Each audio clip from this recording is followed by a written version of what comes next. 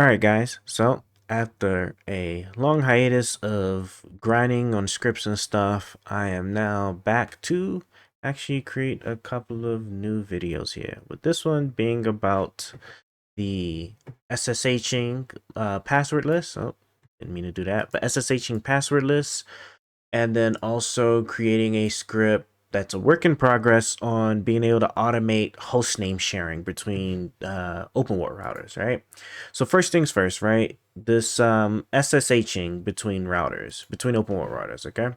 So first and foremost, right? Um, I have two routers, right? I have my downstream router here. I'll just put it right here, right? And then I have my upstream router here, right? And what I want to be able to do is I want my downstream router to be able to connect to my upstream router via SSH without needing the password.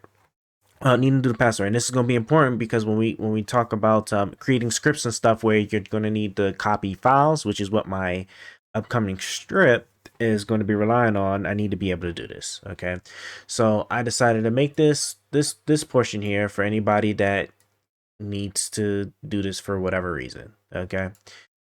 So first and foremost, let's actually go to the downstream router here, right? What you need to do is to get this actually kicked off is you're going to need to go to software, update your list, right? And then you need to install the OpenSSH client utilities. Come on. All right. This is what you need to install first. All right. It should work only on the downstream router. I went ahead and installed it on both my downstream router and my upstream router. I didn't test it without the upstream router having it, just because I needed to do some more experimenting afterwards anyway. So I just went ahead and installed it. But yeah, first and foremost, install OpenSSH-Client-Utils on, at the very minimum, the downstream router. All right, check, because you need to get the ssh-keygen command, which you're not going to have unless you have those utilities. Okay, so now here I am on the here I am on the downstream router, and we are going to now run said command. Is ssh-keygen-t space rsa space dash b space 2048. All right. I haven't tested it with other keygen types. It may work, I don't know. I just saw guidance on how to set this up between actual Linux computers, and I was like, hey, let me try and get this to work with OpenWrt, because of course all of the things that they said to do didn't work, only certain things, which is why I'm making this video. So we're gonna go ahead and we're gonna generate our key here.